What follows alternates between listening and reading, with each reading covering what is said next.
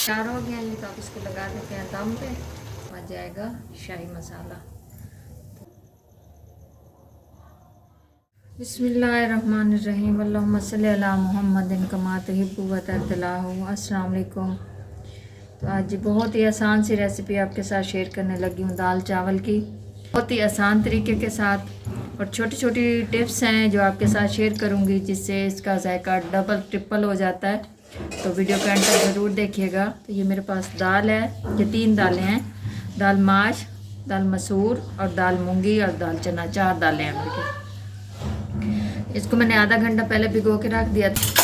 دال ڈال دی میں نے پریشر کوکر میں، اب ڈالوں گی پانی، ایک چمچ ڈالوں گی نمک، یہ 1 تیز پتہ ہے توڑ لیا ہے، یہ 1 بڑی الائچی ہے، اور یہ 2 دار چینی کے ٹکڑے ہیں چھوٹے چھوٹے، یہ ڈال دیں گے۔ ٹماٹر میں نے ان کو کوٹ لیا ہے، ان کو گرینڈ نہیں کیا، یہ کٹے تو وہ پھر دال میں نا تیرتے رہتے ہیں، پیاز بھی اور یہ بھی، اور یہ پیاز اور سوکھا دھنیا ہے، اس کو بھی میں نے کوٹ لیا ہے، یہ ڈال دیں گے۔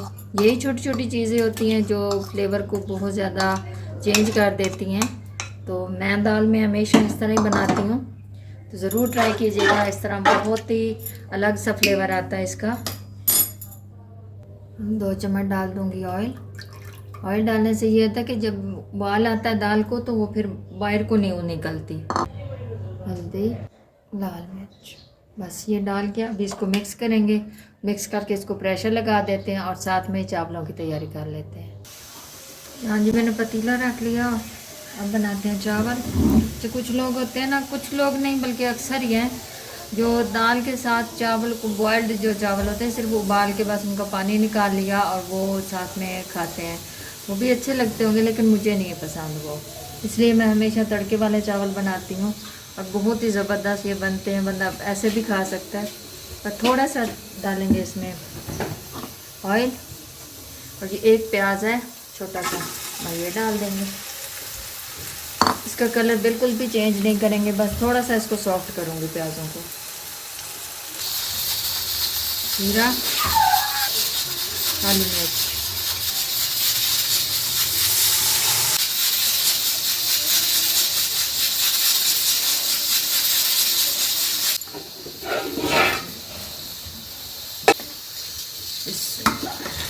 برتنوں کو اچھے سے صاف کیا کریں، اس سے رزق میں برکت آتی ہے۔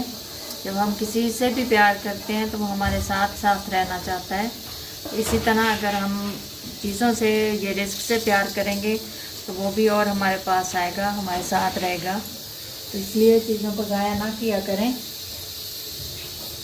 دوسری طرف دیکھیں جی، ہماری دال ماشاءاللہ اچھے سے بن چکی ہے، یہ دیکھیں جی الحمدللہ۔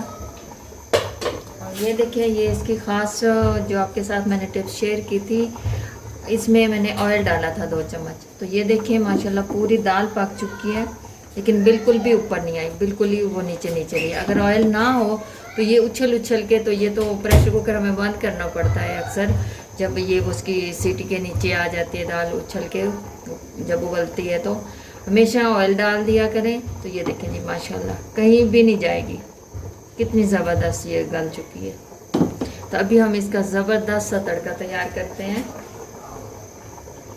بہت زبردست خوشبو آ رہی ہے، اس میں کوئی زیادہ مسالے میں نہیں ڈالے، صرف تھوڑی سی کالی مرچ ڈالی ہے ثابت، اور تھوڑا سا زیرہ ڈالا ہے، نمک، بس یہ 3 چیزیں اس کے اندر گئی ہیں، اور یہ زبردست سے یہ ہمارے تڑکے والے چاول تیار ہیں۔ بہت ہی کمال کی خوشبو آ رہی ہے اس کی، زبردست۔ یہاں پہ چاول تیار ہو گیا ہے، تو آپ اس کو لگا دیتے ہیں دم پہ، 10-15 منٹ لگائیں گے بس۔ تو یہاں جی ہم تڑکے کے لیے گھی یوز کریں گے، کہ دال میں گھی کا اچھا فلیور آتا ہے۔ آنچ ہم بالکل ہلکی رکھیں گے کیونکہ ایک دم سے نا چیزیں جل جاتی ہیں۔ آئیں گی سرخ مرچ ثابت، جائے گا زیرہ، اس کے اندر جائے گا رائی دانہ، سبز مرچیں، اس کو بیچ میں کٹ لگا لیا ہے، اگر اس کو کٹ نہ لگائیں تو یہ پھر پھٹ جاتی ہیں، تو وہ بہت ڈینجرس ہوتا ہے، اڑ کے منہ پہ بھی آ سکتی ہیں، تو اس لیے اگر اس طرح کرنے ہو، آئل میں ڈالنا ہو مرچوں کو، تو ہمیشہ ان کو بیچ میں سے کٹ لگانا ضروری ہے، تو اس طرح یہ پھٹتے نہیں۔ یہ ڈالیں گے تھوڑا سا ہے کٹی ہوئی لال مرچ، اور یہ ہے سونف پاؤڈر، थोड़ी सी डालेंगे कश्मीरी लाल मिर्च कलर के लिए, डालेंगे ये अदरक लहसुन कुटा हुआ, इसको एंड पे डाला है क्योंकि ये बहुत जल्दी ऑयल में ये फ्राई हो जाता है और एकदम से जलने लग जाता है, तो फिर वो बहुत ही अजीब सा फ्लेवर होता है इसका, वो इतना मज़े का नहीं होता। तो हमारा बहुत ही ज़बरदस्त सा तड़का तैयार होगा। तो ये फाइनल नहीं हुआ, अभी तो कुछ और भी जाएगा इसके अंदर। फ्राई हो चुके हैं ये, हल्की आंच पे फ्राई करेंगे तो प्रॉपर से सारी चीज़ें फ्राई होगी। ये देखिए आंच कितनी धीमी रखी हुई है मैंने, तो ये बहुत ही ज़बरदस्त और अच्छे से सारी चीज़ें इसके अंदर फ्राई हो चुकी हैं। और सा जाएगा गरम मसाला, आ जाएगा शाही मसाला। तो ये यहाँ पे हमारी दाल तैयार चुकी है। ये देखें जी माशाल्लाह, इसके अंदर कहीं आपको टमाटर या प्याज नज़र नहीं आएगा। ये देखिए बस उसके थोड़े थोड़े छिलके नज़र आ रहे हैं प्याज टमाटर के, बाकी इसके अंदर ये बिल्कुल ही घुल चुके हैं और बिल्कुल ही इसके अंदर ही मिक्स हो गए हैं, पता भी नहीं चलता कि इसके अंदर टमाटर प्याज डाले थे।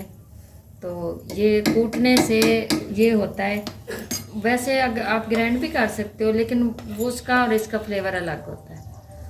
ये डाल देंगे जी तड़का माशाल्लाह। ये हमारी ज़बरदस्त सी दाल और चावल, तो कमाल की ये रेसिपी है। हम सादा खाने को भी बहुत मज़ेदार और डिलीशियस बना सकते हैं, बस थोड़े मिसालों की ऊंच नीच करने से ना मुख्तलिफ हो जाता है खाना, बहुत ही टेस्टी बनता है।